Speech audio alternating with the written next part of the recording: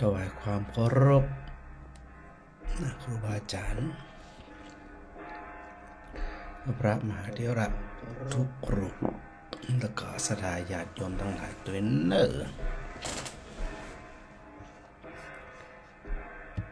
ก็ได้มาปะกันเหมือนเช่นเคยกับพระครูศรีปวรบัณฑิตผู้ช่วยศาสตราจารย์ด็อกเตอร์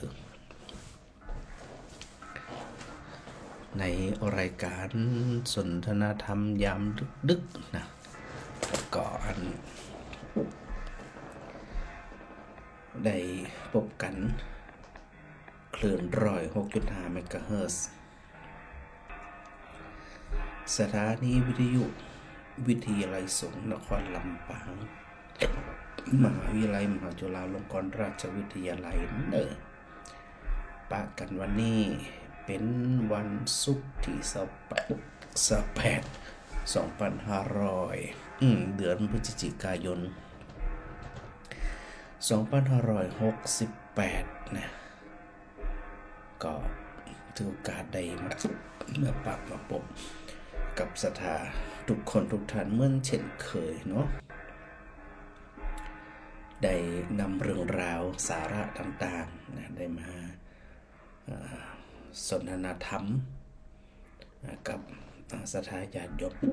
ทั้งหลายตัวเนาะภาพที่เห็นอยู่เบื้องหลังฉากอันนี้ก็เป็นวิดีโอแฮม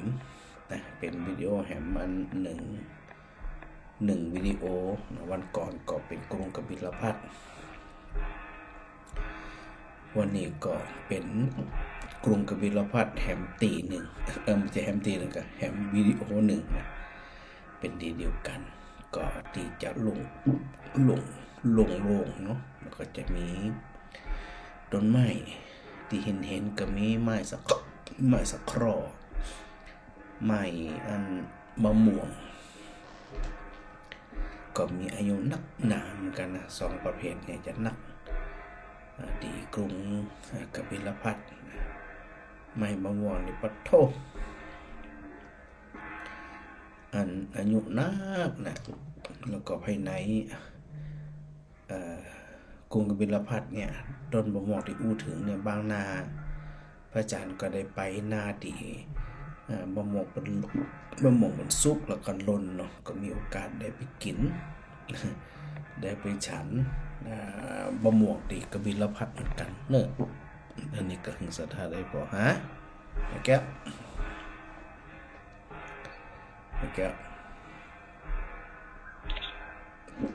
ฮัลโห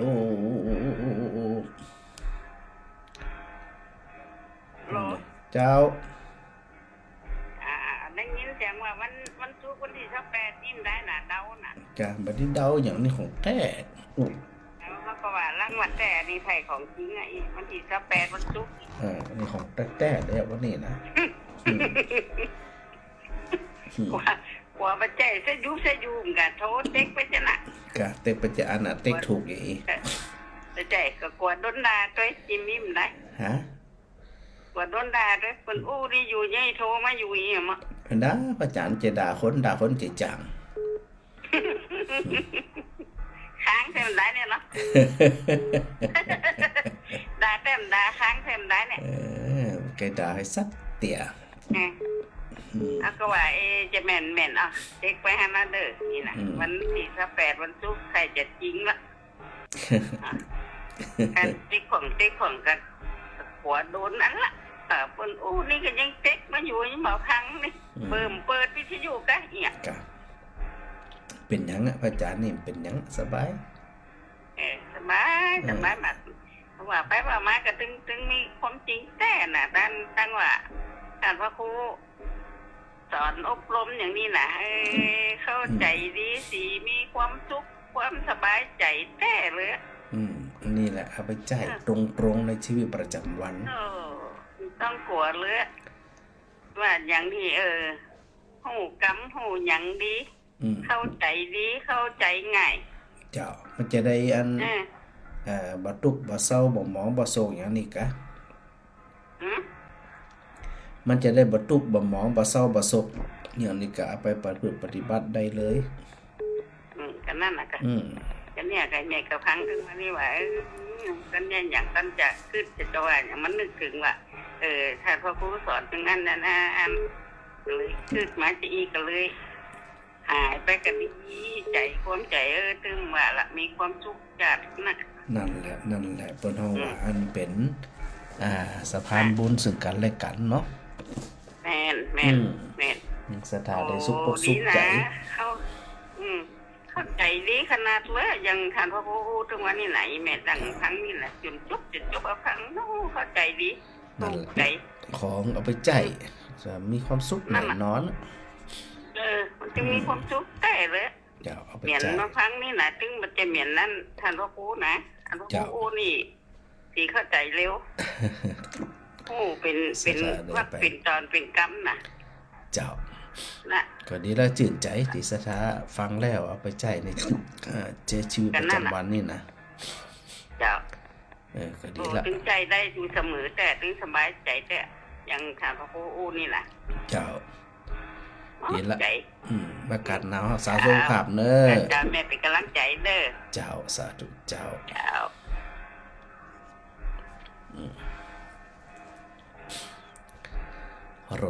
รถแห่งพระธรรมนะเป็นรถที่เอาไปกินเอาไปใจายทันทีทันใดไม่ต้องรอเนาะฮัลโหล เจ้าท่านพระครูเจ้า แก้ว มันเสียงมาอย่างตั้งๆนั่นนี่ เสียงใครมั่ง อืม กะ ตั้งอ่ะมันเสียงมาอย่างตั้งๆนั่นนี่ตั้งๆนั่น เสียงใครมั่ง อืม กะเดี๋ยวพระอาจารย์ลองไปปิดบอกก่อน มันเสียงมาอย่างตั้งๆนั่นนี่ กะ ท่านพระครูตีมีดเหรอ เดี๋ยวพระอาจารย์ลองปิดพอก่อนเจ้า พระอาจารย์ปิดแล้วได้ยินดีก่อน ท่านพระครูยังมันย่านั่นเนาะ เนี่ยอย่าง ปฏิทินเนี่ย เนี่ยกา ท่านพระครูย่าน่ะย่าจะทำ เนี่ยอย่างเนี่ยอันของพระอาจารย์ของพระครูเนี่ยเองเนี่ยกา ย่าเองท่านพระครูย่าน่ะย่าจะทำ หัวอันของพระอาจารย์หัวขายบ่ออก โอ้มันน่ะมันมอมีคนจ้องหนักขนาดนั้น อันนี้เสียงอื้อหายเลยยังไหม โอ้มันน่ะ ฮะ หายแล้วเจ้า หายแล้วกะ เจ้า แต่ว่าวิทยุดังอยู่ไหมก่อน วิทยุในมันบอกออกเสียงในวิทยุละ หมายความว่าอันได้ยินเสียงพระอาจารย์อยู่นั่นก็ ได้ยินกับเจ้า โอเคพระอาจารย์กับพระอาจารย์ก็ปิดเสียงวิดีโอ ญาติเถอะนับสนุน สนับสนุนอีก ปฏิทิน เจ้าถืออะไรเนี่ยขายเนาะ อยากขายนั่นก็จะมาแจกรู้ เนี่ยขายเป็นกัดเลยเนาะ อืม ได้หมอกสัก5 ล้าน10 ล้านแค่นั้นเนาะ เอากะ ขายปฏิทิน5 ล้าน10 ล้าน แม่จะอันเป็นว่าวัดนั้นอุสุนซ้อนเป็นอย่างนั้นเนี่ยปฏิทินอย่างวัดอื่นเป็น กะวัดอื่นเป็นอย่างลุ่มๆอีก เนี่ยวัดอื่นเป็นเนี่ยกะ เอาละแม่อ้อย แต่เขาเหมา แม่อ้อยจุดประกายเดี๋ยวเนี่ยแน่นอนอ่ะ เนี่ยเด้อ รับรองว่าแต่ทุกคนอ่ะการมันมอเนี่ยเอิงบ้านคนน่ะ นกเกินบ้านเกินกะ เจ้า เนาะย่ำไปหรอก ใบ30ต่างทำบุญตัวอีกเนี่ย ต้นทุนมันจะได้หมูเดี๋ยวพระอาจารย์ลองถามเขาก่อน เจ้า เนาะถ้ามันมีอันนั่นก็ลองทำดูอีกเนี่ย ลองทำเลย เจ้า เชียร์เด้อจะแม่ตนาก ะ พ่อขาเขามันนะ ละเดี๋ยววันประกาศขายเนาะ อ่า ถ้าขายแบบมดหลอกขอแจกเลย เอามาพักแม่จะเอาไปตุ๊กกูหลังพานกันเนาะ เจ้าเดี๋ยวลองถามมันปรึกษาทีมงานก่อนเนอะ เจ้า สาธุเจ้าอากาศหนาวรักษาสุขภาพเนอะ รักษาสุขภาพแล้วเนี่ย เจ้าดี ทำ แล้ว นมัส เจ้า การเนอะ สาธุเจ้าก ำลังใจของเจ้า เจ้าเนี่ยอากาศมันหนาวเนาะสถานเนาะหนาวห้อนฝนเอาจะได้บ่เดี๋ยวนี้ หนาวแต่มันก็พอทนไหวเหมือนกันนะอู้หุ่นความหนาวนี่นะแต่ถ้าร้อนเนี่ยแหมมันน่าจะลำบากอยู่นะหน้าร้อนหน้าฝนหน้าหนาวเนี่ยสถานใครใดหน้าใดล่ะบ่ใครใดหน้าใดเนี่ยหาแม่จันดิ เจ้าไว้สาเจ้า หนาวดีก็บ่ดีเว้ยเดี๋ยวนี้ ในวันหน้าหนาวนี่ ถ้าหนาวนี่สบายกว่านะมันได้นอนห่มผ้าดู ถ้าร้อนเนาะ เพราะมันรู้มันใจบดีอ่อนรู้ ถ้าหน้าร้อนกับหน้าหนาวนี่เดือกหน้าหนาวแหละ หน้าหนาวนี่เหมือนจะว่ามันไปเกิดเปลี่ยงผ้าเปลี่ยงขวาตัวเองอันน่ะ อืม แล้วก็มันสบายดีนะ สรุปเราจะเอาหน้า สบายดี ก็สรุปเราจะเอาร้อนกับเอาหน้าหนาว ผ้ากับบันไดอ่ะ ฮะจะเอาหน้าร้อนกับหน้าหนาว จะเอาหน้าหนาวน่ะ เอาหน้าหนาวแหละเดี๋ยวพระ ส จันทร์ บา จะ ยดี เดี๋ยวจะโทรไปบอกอันก็ตะวันก่อนบ่ต้องมาตะวันนี่นะ เด็ดว่าต้องแดดได้แหละ บ่ต้องแดดแน่สูเนอร์อีกอ่ะเอา วันนี้บอกไปปุ้นกัดดีงานปุ้นกัด เจ้านี่บ่ได้ไปตะวันแล้วเหรอ อ๋อ ไปตะ มา วัน เขาจวนแม่กับแม่มาได้ไปสักกรรมอ่ะ คนคงหลายอยู่อะแม่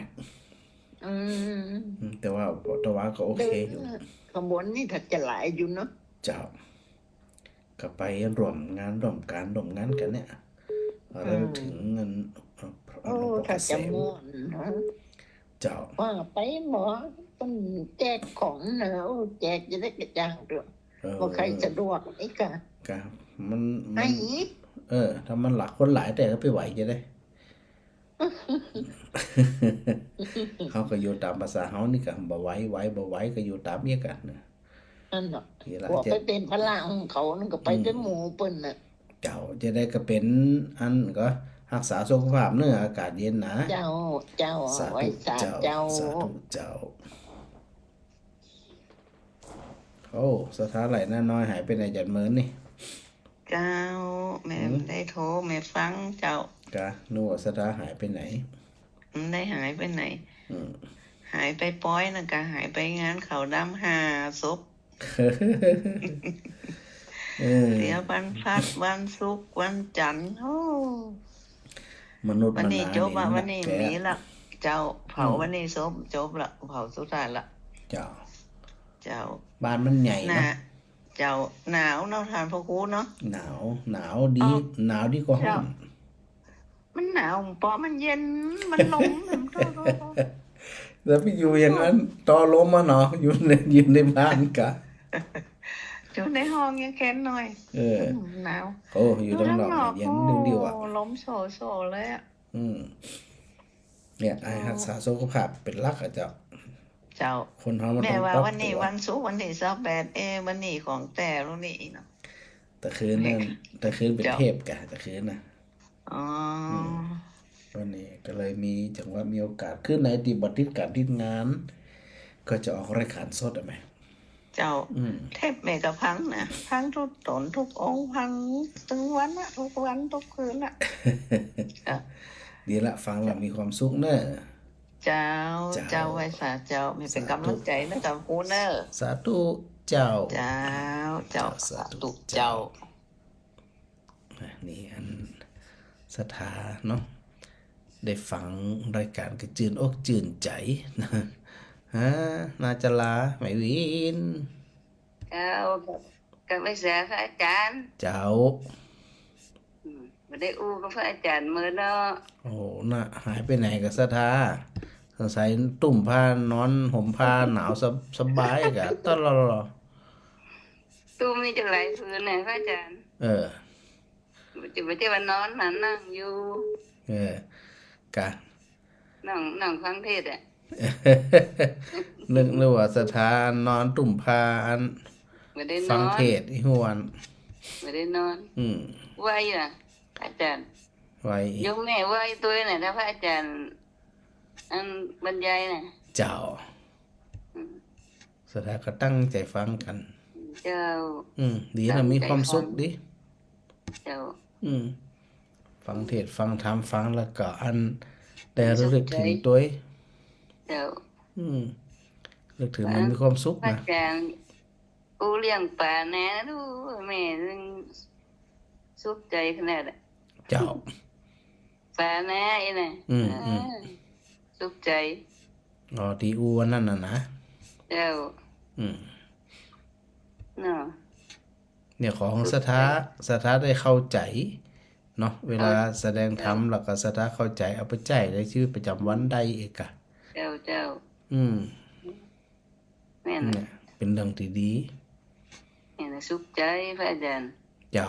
พระอาจารย์รู้ได้สุขใจแม่สุขใจนะ อืมเนี่ย เดี๋ ค ยว วาม นี้ อืม เดี๋ยวนี้แหลนลูกมาอยู่ตัวแม่ เจ้า กำลังทำไมมาอยู่ตัวนี้สบายใจอ่ะ ดีฟังธรรมฟังอย่างบ่อยเอาเป็นที่จังที่ปึ่งความเงียบความเหงาความเศร้าโศกมันจะบ่ได้มาคลำกลาย แม่น่ะ ฟังกันจะเอียสุขใจจะเอียจะไปหาที่ไหนแหมที่ปึ่งของเฮา แม่น่ะ ที่อื่นก็จะอันน่ะเอ้ยผ่านมานักละ แม่น่ะ มีหยังไร้สาระบางทีน่ะเนาะ เจ้า ประพฤติปฏิบัติฟังธรรม อา กัน จารย์อธิบายแล้วแม่สุขใจสบายใจ ดีละจะได้กลับบุญรักษานะแม่วินเนอร์ เจ้ากลับไว้แสนเด้อ เจ้าสาธุ อาจารย์ เจ้า พระครูอาจารย์พระ เจ้า ครู เจ้า บ่จะลืมแน่ ได้เลยเอาสะดวก ได้ ว่า ลืมเด้อ เจ้า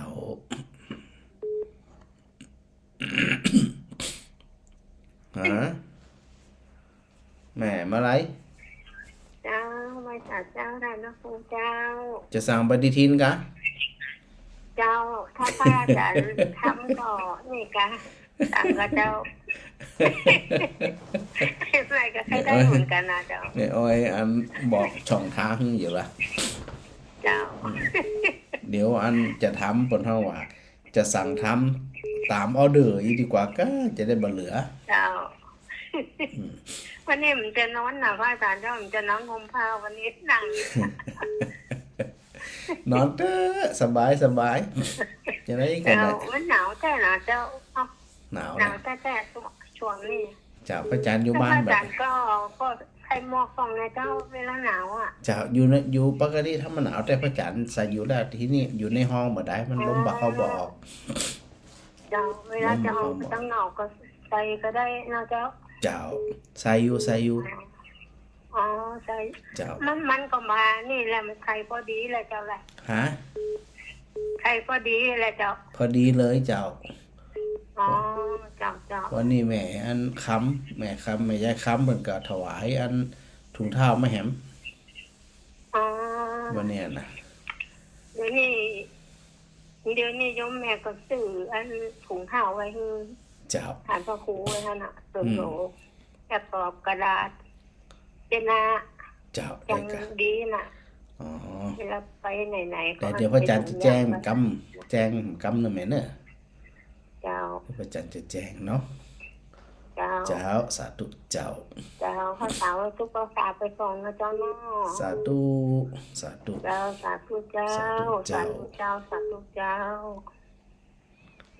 สถาบันกล้วย เนื้อมัสการเจ้านั่นพระครู มันหนาวเต็มทีก็มันกล้วยเนี่ยมันโทรศัพท์กันแล้วนี่ ก็ฟังตึ้งพระอาจารย์ออกว่าได้โยมแม่ก็ฟังเจ้าว่านั่นเป็นบุญตาที่ได้หัน ฮะ เล่นน้ำคงคาเนาะเจ้า อ๋อแหละเดี๋ยววันหลังพระอาจารย์จะเอาตีมันนั่นเป็นเบาหวานมาถึงพอ เจ้าเหมาะเต้นแม่น้ำกว้างใหญ่ไพศาลถ้าพระอาจารย์บ่เอามาลงนี่ตึ้งบ่ได้หันแต่นะเนาะ เจ้า เดี๋ยว แล้วก็ จะมาให้เอาจะชั เจ้า ด ยังพระอาจารย์ว่านะกันเนาะจะเอาค้า อืม จะเอาค้ามัดหนึงเนาะไปเผาเปิ้นเนาะ อืม ก็มันไปได้หยังเนาะเปิ้นหันแปลงใจยังแม่น้ำคงคาเนาะเจ้า นั่นแหละโอ้นี่ดีใจนะที่ไม่อันแม่กับแก้วเปิดฟังนี่นะ ฟังเจ้าท่านอาจารย์แล้วก็เฮาก็บ่ต้องให้จะว่าหยังเฮาก็บ่ต้องฟัง แม่น เฮาอยู่เป็นตัวเฮาให้ได้เฮาต้องรู้จักว่าเฮาเป็นไผมาจากทางใด แม่น เนาะ มันนึงแต่นะเนาะมันบ่มีความหมายหยังสักอย่างอะถ้าอัน เจ้าต้อง อารมณ์ทั้งหลายก็เหมือนกับอันยาคากำเดียวอ่ะ เหมือนฝึกโอ้โห คา นี่ กำเดียว เจ้า เพิ่นตึงว่าทำใจยังแม่น้ำคงคาบ่ให้เหมาะค่ะท่านอาจารย์เป็นบุญตาของโยมแม่เขาเนาะได้หันเนาะเจ้าถ้ามีท่านอาจารย์บ่ได้หันนะเนาะ เจ้าเดี๋ยวเอามาออกแหมติมันชัดๆนะแม่เด้อ เจ้าทานไก่กับเมืองสีขิมก็เจ้า โอ้ยคนละติเจ้าไก่กั คน นละตีละเจ้า เจ้าสีเข็มมันเป็นดั้งเหนือสีเข็มในหิมะลงตลอดปีแหม โอ้หนาวเนาะ หนาวหูยไปแล้วก็บ่อยากให้ออกห้องอ่ะเจ้ามันเย็นหิมะลงอ่ะแหม เจ้าอุ้ยกว้างใหญ่ไพศาลแม่น้ำของเป็นบุญตาเนาะท่านพระครูเนาะเจ้า เจ้าเดี๋ยววันหลังจะออก เจ้าฟังอยู่ ขอแหม บ่ไปไหนอ่ะอยู่บ้านฝ่ายเนี่ยเจ้า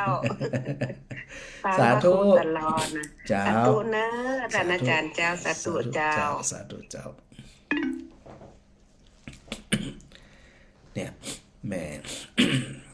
ขับแก้วสีอินแก้วนะฟังโยมก่อนออกมาโทรมาใหม่เนี่ยอาจารย์บัดนะครับสายมันสอบเพื่อมีอันเสียงชัดบ่ชัดจะได้รายงานพระอาจารย์โดยถ้าสถาจำได้อีแล้วก็เอามาเปรียบเทียบเอามาใจเนาะวันก่อนที่พระอาจารย์ได้อู้ถึง2อย่างมาก่อนในเรื่องของอย่างในเรื่องก็คือทำใจให้วางเหมือนอากาศเดี๋ยวเนี่ยอาจารย์อันโทรกันเจ้า อ้าวเดี๋ยวก่อนนะพระอาจารย์ เจ้า นักประกาศเจ้า เจ้า โยมอยากจะถามพระอาจารย์ว่า ว่า กลุ่ม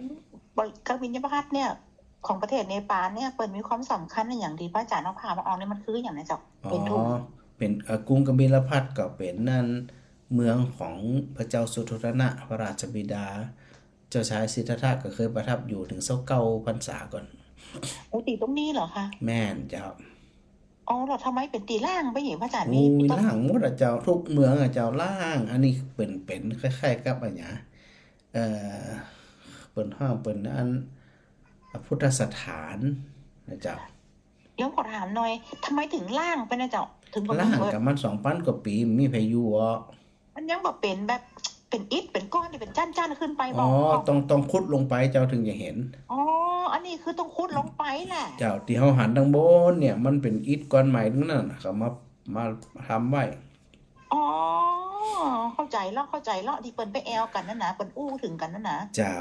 โดยทั่วไปเนี่ยที่เฮาหันเนี่ยเป็นของใหม่ทั้งนั้นน่ะ อ๋อแหละโ ของเดิมมันต้องขุดลงไปเป็นเมตร เป็นทับถมลงไปแล้วนี่ตามลายแทงของพระจังหวัด กระถางซ้ำจัง มาจาก เจ้า อ๋อตามลายแทงนี่ โอ้เราไม่ได้พระอาจารย์จะได้ไปแอลประเทศจีนนะจ๊ะ ใครไปอยู่เจ้าแต่ว่ามันยังหมายถึงว่าตีรั่วยางตีอันนี่ก็ฉางงานเนี่ยมันบ่มีโอกาสไปเดี๋ยวพระอาจารย์จะไปครับเราอยากไปอยู่ อ๋อเราอยากมาเล่าฟังเราก็อยากเห็นภาพอย่างตัวเนาะ เจ้าเดี๋ยวจะเอาภาพเอาวิดีโอมังพอ ดีใจมากท่านไปนั่งคงค้ายังพอแบบบ่หมดแบบเสี่ยงแต่ไหนยังติดใจอยู่เนอะ กะเดี๋ยวพระอาจารย์กำลังหาวิดีโอที่มันถ่ายบ่วันพอชัดๆมึงพอ อ๋อเจ้า เนาะ เจ้าดูแลสุขภาพไม่เจ้าเนาะ สาธุเจ้าสาธุเจ้า เจ้า เอาเรื่องไหนก่อน เอาเรื่องกรุงกบิลพัสนะเอามาเป็นฉากหลังถ่ายวิดีโอของสถานีฮู้กรุงกบิลพัสเป็นเมืองเล็กๆนะแคว้นสักกะเป็นแคว้นน้อยๆเป็นแคว้นเป็นเมืองของพระเจ้าสุโธทนะพระนางสิริมหามายาราชบิดาแล้วก็พระราชมารดาของเจ้าชายสิทธัตถะเนาะแล้วก็สถานที่ตรงนี้เนี่ยก็มีอันสิ่งสัตว์ประพักพังนะโดยทั่วไปเนี่ยถ้าจำมาพิษก็คือในธรณีพิทยาปันปีเนี่ยมันดินจะทับถมไป1เมตร2ปันปีก็2เมตรนี่นะอันนี้มัน 2,500 ปีประมาณ2เมตรกึ่งที่มันจมลงไปนะมันถึงจมลงไปดินทับถมไปเตี้ยๆอย่างเงี้ยนะเป็นพันปีอะเนาะเป็น 2,000 กว่าปีแล้วในส่วนของสะซึ่งก็ได้กล่าวกันไว้นะก็มีสถานะจะหันอยู่ว่าสะเป็นห้องว่าสะปทุมสะอันดอกบัว3สะนะบุญทริก ดอกบุญทริกก็คือดอกบัวดอกป้านเนาะแล้วก็ปทุมก็คือดอกบัวขาวโพลนเลยนะแล้วก็ดอกอุบลก็คือดอกตีเฮาใจไว้พระตีสีชมพูแก้มเขียวอ่ะอันนี้เป็นห้องดอกอุบล แล้วก็ยังมีศัพท์ประคับพังอยู่พอเดินออมไปด้านหลังมันก็จะเห็นบนห้องว่าสถูปเนาะที่กล่าวกันว่าเป็นที่ปฏิสถานอธิษฐานอรหันตธาตุของพระเจ้าสุโธทนะแล้วก็ของพระนางสิริมหามายาตยนะเป็นสถูปกู่เดินไปไกลพอสมควรเป็นกิโลเหมือนกันนะเจ้าสถาเจ้าเจ้ามาหนาวก้าอันมาตรงหัวจ้างมันโดนจ้างมาแล้วห้องผ้าที่3 ผืนนอนพอนี่สบายสบายบุญดีนี่บุญรักษาบุญกับบุญจูบุญส่งผลนั่นนี่นะเขาจะไม่นำของขาออกมาแหมเด้อเจ้าเดี๋ยวจะเอาออกมาให้พอแหมเจ้าได้หันอยู่บุญหูบุญตาละอ่อนยังเนี่ยเดี๋ยวเอาพระจันทร์จะไปพอที่มันชัดๆก่อนถ่ายไว้หลายอยู่มาพอจินไปด้วยได้เลยถ่ายไว้หลายอยู่เจ้าฮะพระจันทร์เย็นหัวเต้นมอไงอันนี้บะเย็นพระจันทร์อยู่ในห้องแบบบะเย็นเจ้ามันอยู่ในห้องลมบ่เข้าบ่ออกต้นไม้จังนั้นนี่เจ้าต้นมะม่วงกับต้นอันนั่นกะต้นสะเคราะห์โคตรต้นบะโจกมันเฮาว่าต้นบะเคราะห์ได้พออาจารย์แกไปเดินประจำไปวันนี้นี่ไปตัวนี้เจ้าพระอาจารย์ไปแต่ว่าป้าแม่ไหลน้ำบัวอยู่ต้มรอพระอาจารย์เนี่ยวันนี้ว่าหันนะแต่ว่าป้าแม่ไหลอยู่แต่ว่าอันคนไปตะหวาเนาะวันนี้ป้าได้หันหน้าละอย่าจื่นใจละอย่าแม่จึงไปเอาอย่างแม่ขนลมเจ้าถ้าสู้กับขับบ่ไหวก็ต้องไปอ่ะฟังก็ได้พอก็ได้หนังอยู่ฮะนะ2 โมงมาหรือว่ามาถ้าอยู่มาครับนักเรียนเนี่ยแต่ว่ากับป้าท่านสมฤทธิ์อยู่เหรอคนฟังวันนี้ไปเนาะจ้ะคนถ่ายวิดีโอคนโทรโมได้จัดกล้องนั่นน่ะเปิ่นมีความสุขเปิ่นคนเอาลงนะคงจะมีหูพระจันทร์อยู่ก้าหันเป็นถ่ายพระจันทร์อยู่นี่แต่ว่านะวันนี้ก็ไปถ่ายจิ๊กเตี้ยถ้าถ่ายแล้วแม่พอกำเนิดถ้ามีหูพระจันทร์จะเลิกครบละ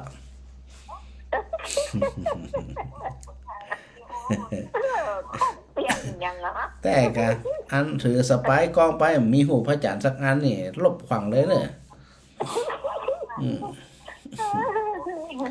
เจ้าดีละสาธุนะแม่เนอะเจ้าสาธุเจ้าสาธุเจ้าดีใจเจ้าเดี๋ยวอ่อนแปลงให้พอแล้วเราพิมพ์บัญชาเจ้าเป็นหยังก่อยเป็นก่อยไปเนอะเอาเจ็ดน้อยโทรเอาเจ้าสาธุเจ้าสาธุเจ้าครับมากรุงกบิลพัสก่อนเนาะพอเข้าไปแล้วมันระลึกถึงหลายอย่างกันนะสถานนะเวลาศึกษาพุทธประวัติเนาะว่าเจ้าชายสิทธัตถะประสูติลมพินีวันกับกรุงกบิลพัสเนี่ยก็ห่างกันประมาณสัก 3-40 กิโลโดยประมาณเนี้ย แล้วก็พอประสูติแล้วก็เชิญเสด็จกลับกรุงกบิลพัสนะเนี่ยคือเวลาเข้าไปแล้วเนี่ยมันเนี่ยคือหนังบางทริปบางคณะเนี่ยพระอาจารย์ก็จะปาสถาไปกินข้าวเจ้าหันเลยนะหนาวนะก็เอาอันเปิ้นเฮากะลำใจก็คือชาฮ้อนๆของอินเดียเนี่ยนะฮ ฮ้อนกุยเวลาที่ออกจากกระติกน้ำร้อนนี่นะกำเดียวน่ะเย็นแซ่ดอากาศมันหนาวหน้าหนาวนี่นะกับป้าสถาไปกินข้าวในกรุงกบิลพัสดุเผื่อเฮามีโอกาสในสมัยปู้นะเขาคงมีโอกาสอยู่ในหัวในหวังทำหน้าที่อันใดอันหนึ่งก้ายเนี่ย ปาสถาไปกินข้าวได้หั่นนะอันตามปืนต้นไม้นะปืนต้นมะม่วงเขาเป็นมะม่วงพันปีว่ากันจานนะต้นใหญ่เนาะแล้วก็ไปกินข้าวกินอย่างสถาก็ชอบนะไปกินข้าวในบริเวณของกรุงกบิลพัสดุเนี่ยนะก็อย่างกับปาสถาว่าหนังเราลองรับตาพอเนาะเพื่อว่าในอดีตชาติเขาอาจจะมาอยู่ในแถวนี้บ่ทำส่วนใดส่วนหนึ่งก็น่าจะมีโอกาสนี่นะสถาก็สู้ใจหนาวปันหนาวนะสถาก็ถึงจมสักคำหูดังนี่แดงหมดนะมันฮ้อมันหนาวแล้วสั่นกันดึงมาก็ไปกันแล้วก็เวลาไปนั่งจริงๆมันบ่ค่อยมีเวลาไปกับสถานนะเพราะว่าพระอาจารย์จะต้องนำบรรยายเนาะช่วงที่ว่างๆที่บ่ได้บรรยายพยายามยืนก็ดีนั่งก็ดีมองไปไขว่ก็นึกถึงปุ่นน่ะสมัยพุทธกาลว่าปราสาทสามฤดูนะที่พระเจ้าสุโธทนะได้สร้างถวายได้สร้างให้กับราชกุมารนี่คือเจ้าชายสิทธัตถะเนาะ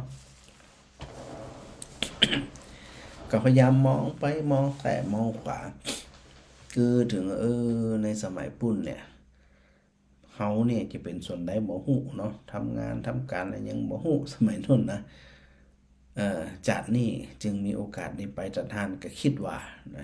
แต่ก็บ่ได้หมายถึงว่าจะต้องเป็นไปตามนี้ใดนะดังนั้นกรุงกบิลพัสดุเวลาเฮาศึกษาพุทธประวัติเนาะศึกษาความเป็นไปเป็นมาของอันเจ้าชายสิทธัตถะก็ว่ามี3สะบัวจะอันที่นึกถึงไปต่อนึกถึงอันภาษาสามฤดูหำมันจะเป็นจะได้น้อยนะแล้วก็นึกถึงเรื่องราวต่างๆที่เกิดขึ้นกับเจ้าชายสิทธัตถะโดยแล้วก็ตอนที่พระองค์ได้เสด็จประพาสต้นนะที่ไปเจอเทวทูตถึง4นั่นนะแล้วก็นึกถึงไปแหมประตูทางด้านทิศตะวันออกที่พระองค์ได้เสด็จมหาพิเนศกรมก็คือได้เสด็จออกผนวดพอนึกถึงที่เอียมัน บันไดบรรยากาศ บันไดอารมณ์อิตนะเวลาพระอาจารย์ไปสังเวชนียสถานก็ตามพุทธสถานก็ตามถ้าวางเว้นจากการทำงานจากการทำศาสนกิจพระอาจารย์ก็พยายามหาหนังมุมใดมุมหนึ่งแล้วก็ระลึกถึงสมัยพุทธกาลว่าในอดีตชาติก่อนหน้านู้นเนี่ยเขาจะอยู่จะใดเขาจะเป็นอะไรอย่างเขามีโอกาสได้ฟังธรรมหรือไม่เขามีโอกาสเห็นพระพุทธเจ้าในพุทธรูปในองค์ตัวพุทธะแท้ๆหรือไม่เขาก็จนใจสุดวิสัยเขาจะหูได้นะเวลาเป็นหนังอยู่ใดเวลาไปใดนึกถึงนะเช่นวัดพระเชตวันนะเชตวันที่พระองค์ได้เสด็จประทับอยู่ถึง19 พรรษาเนี่ยเวลาไปหนังก็ตรงนี้มูลคันธกุฎีตัดท่านเป็นกุฏิของพระอานนท์นะตัดท่านก็เป็นกุฏิของเราพระอริยสงฆ์สาวกพระอสิติมหาสาวกตอนนั้นเป็นอนันทโพนึกถึงว่าขณะนั้นเนี่ยพระองค์ประทับอยู่ที่ธรรมศาลานะศรัทธาญาติโยมมาฟังธรรมกันเนืองแน่นวันค่ำเป็นวันค่ำเวลาเขาไปศึกษาพุทธประวัติเสร็จเรียบร้อยศึกษาข้อมูลไว้แต่พอไปถึงแล้วเนี่ยพยายามนึกถึงพุทธประวัติมันได้อรรถรส นะว่าตัดนี้พระพุทธเจ้าทรงแสดงอย่างทรงแสดงอันมงคลสูตรนะแก่เทวดาแก่คนทั้งหลายมงคลสูตรมีอย่างพอง1 2 3 4ว่าไป38ประการพระอาจารย์ไปเที่ยเวลานำศรัทธาไปอย่างไปเนี่ยจะนำศรัทธาได้ระลึกถึงว่าในสถานที่นั่นเนี่ยพระพุทธเจ้าได้ทรงแสดงธรรมอันอย่างแก่ไขและสาระธรรมที่พระองค์ได้ทรงแสดงนั่นเนี่ยคืออันอย่างเนื้อหาใจความคือจะใดแล้วคนฟังทั้งหลายเปิ่นฟังแล้วเปิ่นเข้าใจได้ดวงตาเห็นธรรมได้บรรลุเป็นพระอริยบุคคลเปิ่นเข้าใจจะใด ก็ไปไล่ศึกษาไล่แปลเนาะไล่แปลไล่ทำความเข้าใจแต่ละน้อยแต่ละส่วนหรือในส่วนน้อยอย่างละน้อยเพื่อที่จะไปเข้าใจสิ่งที่มันเกิดขึ้นทั้งหลายเหล่านั้นดังนั้นเนี่ยสถานญาติโยมทั้งหลายก็ถือว่าเป็นการทำหน้าที่เนาะสถานเนาะเป็นการทำหน้าที่เพื่อที่จะให้อันเฮาตั้งหลายเนี่ยได้เกิดความเข้าใจว่าอันนี้เป็นแบบนี้อันนี้เป็นแบบนี้เข้าใจละเข้าใจละนะเพราะเฮาเข้าใจแบบนี้เนาะเฮาจึงจะได้สาระจากการฟังธรรมได้สาระจากการที่เฮาได้เข้าใจในส่วนที่องค์สมเด็จพระสัมมาสัมพุทธเจ้าได้ทรงตรัสหันตรัสนี้แก่คนนั้นคนนี้เนาะดังนั้นก็อยากจะให้เฮาทั้งหลายเนี่ยได้เข้าใจได้ศึกษาได้ปฏิบัติโดยที่แม่กับแก้วว่าตะกี้ว่านึกถึงในส่วนของอย่างแม่น้ำคงคากับว่าทำใจให้ว่างเหมือนอากาศตื่นใจนะที่ศรัทธาฟังแล้วเข้าใจย้ำแห่งกรรมหนึ่งของสถานว่าการที่จะทำใจให้ว่างเหมือนอากาศนั่นเนี่ยคนที่ทำใจให้ว่างไม่ได้หมายถึงว่าหูเรื่องหูราวนะคนที่มีจิตใจว่างทำใจว่างเหมือนอากาศคือมันว่างที่พระเจ้าตรัสเปรียบเทียบว่าเอาอันแจกการไปจุ่มสีแดงกระจ่างนะไปหวาดบนอากาศมหันเป็นสีเขียวสีแดงมหันเป็นรูปสักอย่างเพราะมันว่างเปล่าแล้ววิธีคิดวิธีนะวิธีคิดวิธีวิธีทำความเข้าใจกลับมาเน้นย้ำมุสลามคำว่าคนที่มีจิตใจนักแน่นนี่เนาะมีจิตใจนักแน่นเนี่ยก็คือตามการเวลาที่เหมาะสมหรือบ่เหมาะสมเข้าใจหูตันคำทั้งหลายเหล่านั้นเป็นความจริงหรือเป็นความเท็จคำทั้งหลายเหล่านั้นเป็นคำอ่อนหวานหรือว่าเป็นคำหยาบ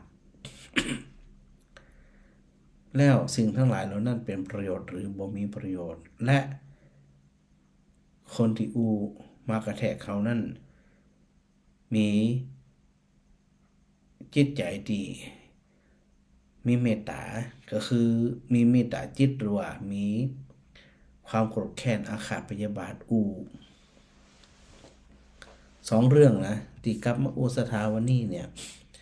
เรื่องแรกทำจิตใจให้ว่างสถานที่จะมีความสุขแบบตรงๆใดเนี่ยถ้าตราบใดที่ปัดหรือทำความเข้าใจว่าโดยสาระแห่งความเป็นจริงแล้วมันไม่มีอะไรอย่างมันมีแต่ความว่างเปล่าตัวเฮาก็เหมือนกันญาติพี่น้องก็เหมือนกันสามีภรรยาหลานตันตาไผก็จากเด้อพอสุดท้ายมันว่างเปล่าหมดต่างคนต่างลาโลกไปจากไปถึงจะอยากไปหรือบ่อยากไปจะได้ก็ตามถึงคราวเวลาที่มันจะต้องมันจะต้องไปนั่นเมื่อเฮาฟังธรรมแล้วเฮาจะเอามาใจก็คือทำจิตใจให้ว่างเปล่า ว่างเปล่าเหมือนอากาศ อารมณ์มากระแทกบ่ว่าจะมาทางตาทางหูทางจมูกทางลิ้นทางกายทางใจมีสภาพเหมือนอย่างรูปเสียงกลิ่นรสสัมผัสมาจะได้ก็จางเถิดแต่พอมากระทบแล้ว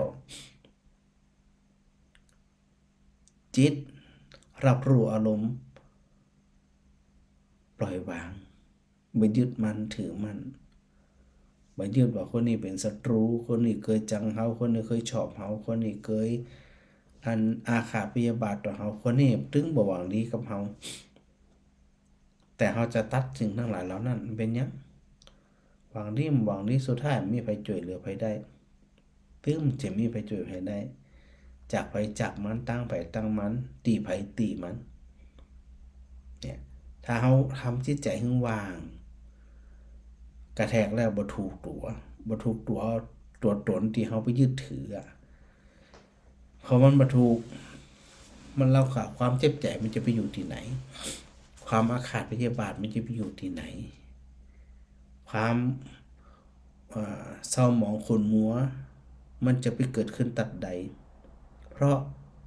มันว่าง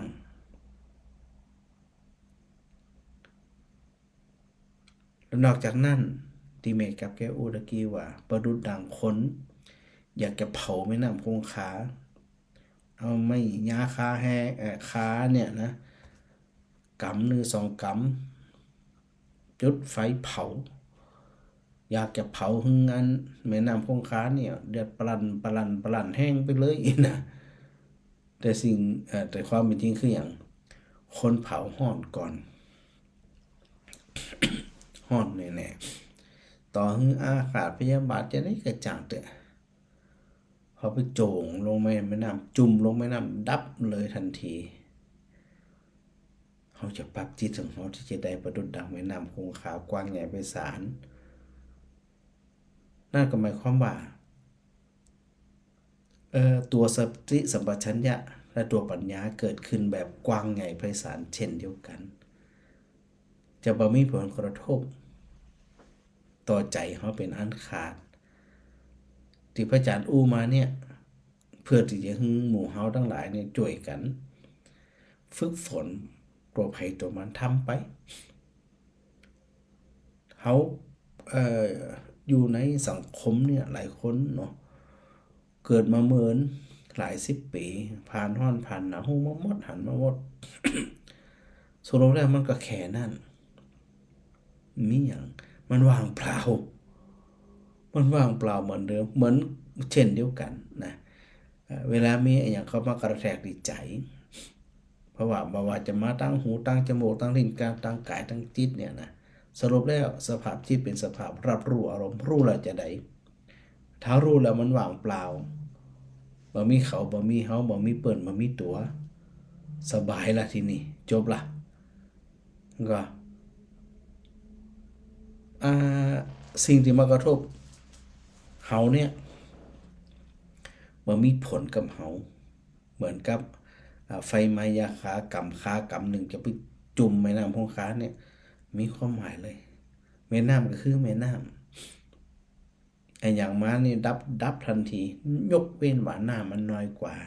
ถ้าไฟมันหนักโอ้โหเดือดปลานแน่ถ้าหากเฮาต้องการให้ใจเฮามีความจุ่มความเย็นเฮาก็จะต้องเพิ่มหยังเพิ่มมวลน้ำเพิ่มปริมาณน้ำนั่นหมายความว่าเฮาจะต้องเพิ่มหยังเฮาต้องเพิ่มน้ำคือตัวเมตตาจิตเข้าใส่กันแผ่กว้างไปโดยบ่มีขอบเขตหันคนทั้งหลายเนี่ยประดุจดังอันญาติเป็นญาติอันสายโลหิตกาเป็นญาติที่ธรรมกาเป็นญาติรวมโลกกาแผ่กว้างพอมันกว้างไปเนี่ยมันดับ มันไปดับสิ่งที่มากระแทกสิ่งที่มากระทบได้ทันทีทันใดเนี่ยที่อันสถาได้ฟังแล้วได้เข้าใจจะไปโคตรง่ายถ้าโคตรง่ายแสดงว่าน้ำมันน้อยกว่าไฟเอาอยู่ก็บอกแล้วรู้ว่า เฮาจะต้องเพิ่มน้ำเพื่อจะไปดับไฟได้ไฟก็คือความตัวโทสะไฟก็คือความบ่พอใจไฟก็คือความเครียดแค้นอาฆาตพยาบาทจะนำไปสู่การทุบตีทารุณกรรมและเข็นฆ่าซึ่งกันและกันถ้ามนุษย์บ่ฝึกอีนะต่อไปมนุษย์เนี่ยน่ากลัวกว่าสัตว์เดรัจฉานแฮมถ้าบ่มีเมตตาจิตต่อกันเนี่ยนะเพราะว่าถ้าอาศัยปุถุชนคนทั่วไปนั่นรังแต่จะเห็นแก่ตัวจะเอาชนะจะเป็นผู้ชนะจะเป็นผู้ที่มีอำนาจเหนือกว่าต่างคนต่างต้องการไปในทางนั้นเลยดังนั้นเนี่ยคุณธรรมหรือว่าตัวเมตตาจิตจึงมีความสำคัญอย่างยิ่งบ่ว่าจะอยู่ที่ไหนต้องได้ก็ตามอันพวกเฮาว่าดูแลกันดูแลซึ่งกันและกันเนี่ยพอเฮาดูแลซึ่งกันและกันแบบนี้ได้แล้วทำไปเรื่อยๆทำบ่อยๆทำเนืองๆเหมือนมันแม่น้ำคงคาบ่เคยแห้งขอดน้ำเติมมาติ๊กๆจากไหนจากปุ่นจากโค้งมุกจากฤาษีเกตจากคฤทวาไหลมาปลันไฟกำเดียวอย่างนี้อย่างใดนอกจากนั้นเนาะแล้วก็อยากจะให้เฮาทั้งหลายเนี่ยฟังแล้วเข้าใจแล้วต้องเอามาใช้จะไปเอาแต่ใจตัวเก่าบ่ได้มันตึ้มจะได้นี่ว่าถ้าเฮาเข้าใจแบบนี้เปิ้นจึงฮ้องว่าเข้าใจสภาพธรรมเข้าใจตัวสัจธรรมเข้าใจความเป็นจริงที่มันมีอยู่เป็นอยู่เนี่ยการที่จะเอาใจไผบ่เอาใจไผเนี่ยจริงๆแล้วมันขึ้นอยู่ที่ความรู้สึก มันความรู้สึกว่าคนเนี้ยต้องเอาใจคนนี้ต้องมาเอาใจแต่ความเป็นจริงเฮาทั้งหลายนั่นเพียงแค่ผ่านมาผ่านไปพบกันเพียงแค่ชั่วคราวชั่วครู่ชั่วยามสุดท้ายจากไปกันทั้งนั้นมันไม่ไผจำไผโดยที่สุดแล้วเนี่ยมันเหมือนไปดึงกันหมดอสถาดังนั้นจะไปสำคัญตัวเก่าว่าเฮามีความสำคัญคนจะต้องระลึกถึงเฮาคนจะต้องนึกคนจะต้องกล่าวขานถึงเฮาถ้าเป็นที่เหนื่อยตายเหนื่อยจนวันตายถ้าเขาบ่คิดถึงอย่างนี้เนาะก็อิดตายกะ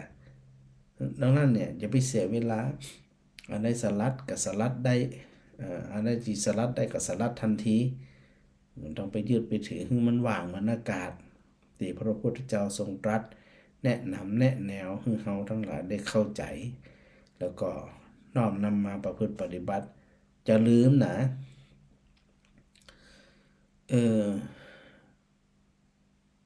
พระธรรมของพระพุทธเจ้าคำสอนของพระพุทธเจ้าจะมีคุณค่ามีความหมายก็ต่อเมื่อเฮาประพฤติปฏิบัติเท่านั้นถ้าบ่จะอ่านบ่ไร้ผลเปล่าประโยชน์ปรับไปเนาะสถานเนาะปรับสิ่งทั้งหลายเหล่านี้แล้วก็ก้อยพัฒนาตัวเองไปเรื่อยๆดูจิตของตัวเองไปเรื่อยๆเรื่อยๆพระอาจารย์ก็คิดอยู่เหมือนกันนะเดี๋ยวตอนเนี้ยพระอาจารย์กำลังถามเพื่อที่จะขยายที่วัดอุทุมพรเนี่ยขยายไปทางติดไปเหี่ยวบ่ล่ะ กำลังเจรจาหาเจ้าของนะเพื่อที่จะเอามาทำเป็นสถานปฏิบัติธรรมเอาเป็นที่ปฏิบัติแบบแต่เลยคือเข้ามาแล้วมันมีความสุขมีความสงบได้เข้าใจสาระธรรมประพฤติปฏิบัติธรรมแต่นะอาจจะทำมันก็เป็นป่าหย่อมๆนะเพราะประมาณ9 ไร่10 ไร่ก็กว้างอยู่นะแบ่งเป็นโซนนั้นเป็นที่พักโซนนี้เป็นที่เดินจงกรมโซนนี้เป็นที่นั่งปื้นต้นไม้นะโซนนี้นั่งอยู่หิมมันลำคลองน้อยๆนะถ้ามันสวนจัดอย่างหมดเนี่ยดูแล้วมันจูงจิตจูงใจเข้าสู่ประพฤติปฏิบัติธรรมแล้วก็พอเฮาได้เข้าไปใส่ใจแต่หาแต่เนี่ยมันจึงจะสลัดได้ ก่อยสลัดไปก่อยสลัดไปอ่านห้าบาจะอ่านเนี่ยมันมีความเครียดเครียดสับปะสับปันสิ่งทั้งหลายที่มันมากระทบนั้นถ้าว่าป้ากันประพฤติปฏิบัติใส่ใจเข้าใจแต่แล้วเนี่ยมันก่อสับสนวุ่นวายเครียดนะเป็นโรคซึมเศร้าเป็นโรคบ้าเป็นโรคแล้วต่อไปมันก็จะมีปัญหาอยู่เรื่อยๆแล้วนะเดี๋ยวถ้าเจรจาอย่างเรียบร้อยนะพระอาจารย์อาจจะประกาศเชิญชวนถึงศรัทธาได้ร่วมกันเป็นเจ้าภาพซื้อที่ดินถวายวัดเนาะจะหนักจะน้อยก็ขอให้มีส่วนร่วมเท่าที่เขาจะทำได้นะแล้วแต่ต่อได้ก็ได้ ก็ดังนั้นเนี่ยเดี๋ยวพออย่างเรียบร้อยชัดเจนเรียบร้อยก็จะได้ประกาศนะเชิญชวนศรัทธาได้เป็นผู้ที่มีส่วนว่าเป็นเนี่ยอย่างที่เป็นบุญเป็นกุศลยิ่งเป็นวัดเป็นวาเป็นสถานที่ปฏิบัติธรรมเนี่ยเขากึดก็แล้วกันว่าคนเข้ามาแล้วจากก่อนเข้าวัดมีแต่ความเครียดมีแต่ความเศร้าโศกมีแต่ความวิตกกังวลเนี่ยจะได้เข้ามาวัดแล้วขาออกไปด้วยความสุขใจปลื้มใจเบิกบานใจโดยการฟังธรรมนำมาปฏิบัติเอามาใจทันทีทันใดเนี่ยเดี๋ยวถ้าสมบูรณ์จะได้ก็ว่าการทำกรรมหนึ่งนะสถานนะเพราะว่าอันโดยที่สุดแล้วใน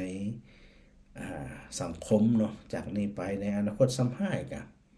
มันถูกบีบคั้นหลายอย่างเนาะเรื่องเศรษฐกิจเรื่องภัยธรรมชาติเรื่องครอบครัวเรื่องสปะเลยถ้าบ่เข้าใจตัวสัจธรรมบ่ฝึกบ่ฝนบ่ฮัดนี่นะมันก็เป็นถาดของสิ่งทั้งหลายเหล่านั้นซึ่งจะได้ก็ถึงปะจะได้ก็ถึงเจอแต่ถ้าหากว่าเฮาปากันมาศึกษามาปฏิบัติอาจจะบ่อู้กันนักนะมานั่งปฏิบัติกันเลยทำกันเลย จะได้ฮู้เป็นเรื่องเป็นราวว่าคำสอนพระเจ้าที่พระองค์ทรงค้นพบแล้วมาใส่สั่งสอนเฮาถ่ายทอดให้เฮาทั้งหลายได้ฟังแล้วก็นำไปปฏิบัตินั้นมีผลจริงหรือไม่นะฟังแล้วอย่างที่ว่าเนี่ยอันอย่างมากระทบดับได้หมดเลยบ่ข้างอยู่ในใจบ่ข้างอยู่ในความคิดและทิ้งว่างเปล่าประดุจดังวาดรูปในอากาศมันมีร่องรอยว่ามีสีมันมีอย่างงานสักอย่างทุกอย่างมันมีความหมายอันนี้จะได้จริงมันเป็นที่เนาะสถานเนาะเดี๋ยวถ้าวันต่อไปสถานถามถึงในเรื่องของ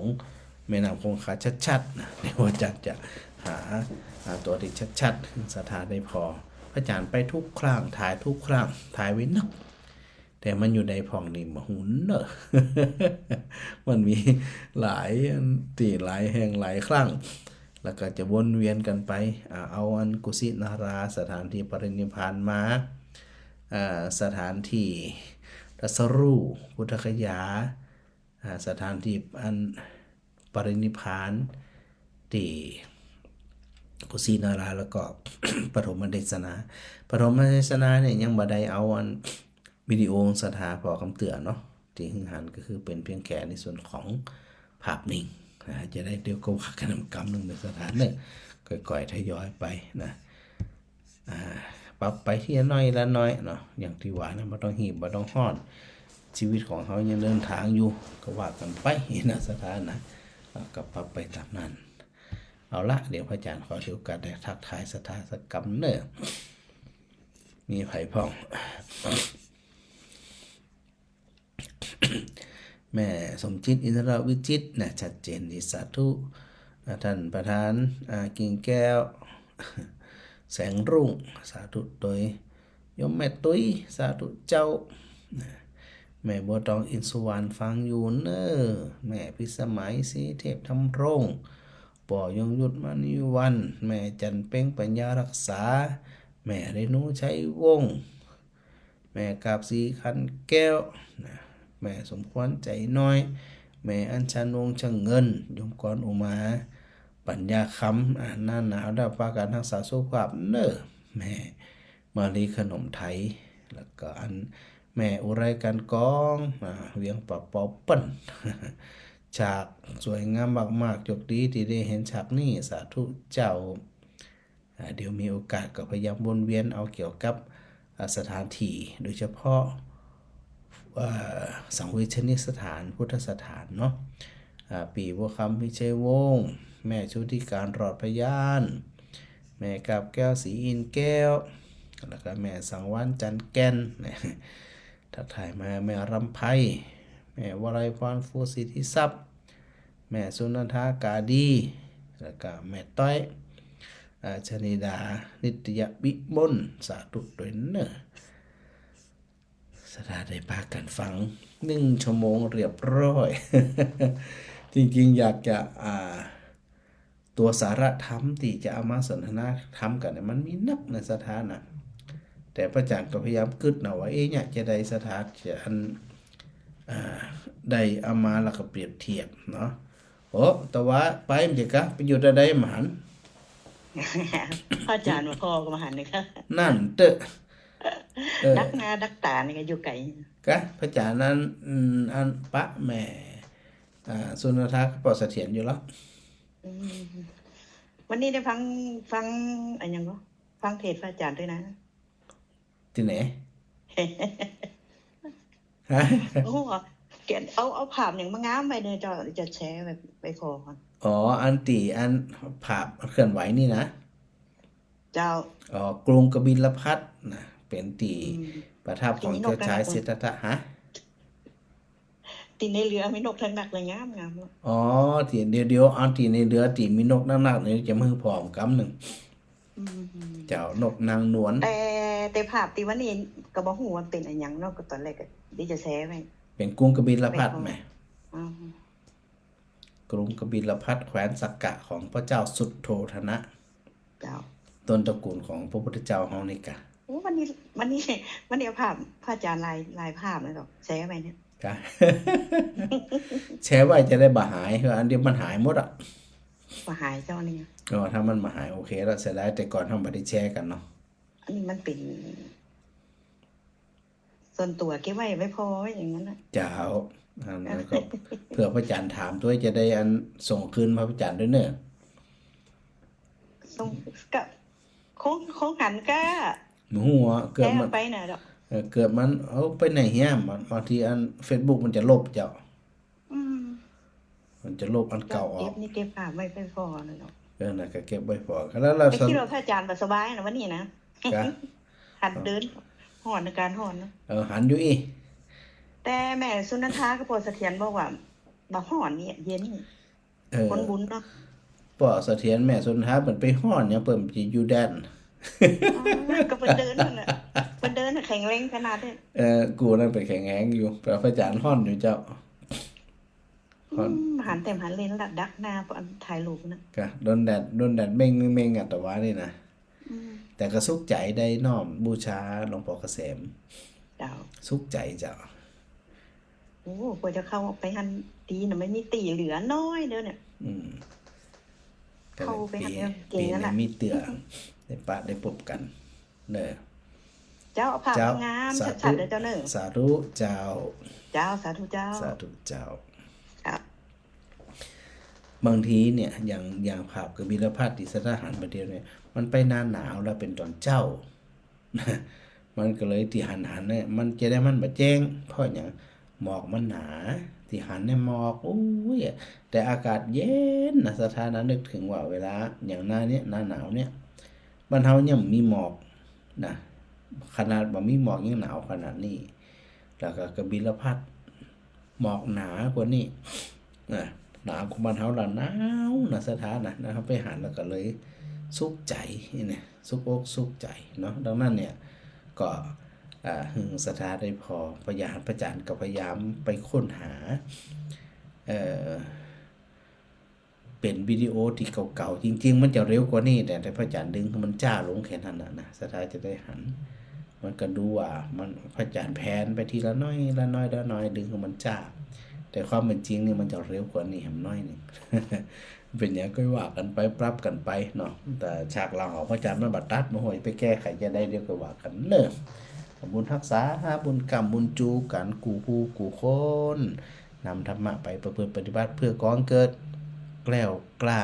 อาจหารฮึกเหิม การกูคู่กูคนขอเจริญพรครับขอบพระคุณครูบาอาจารย์ด้วยนะครับผม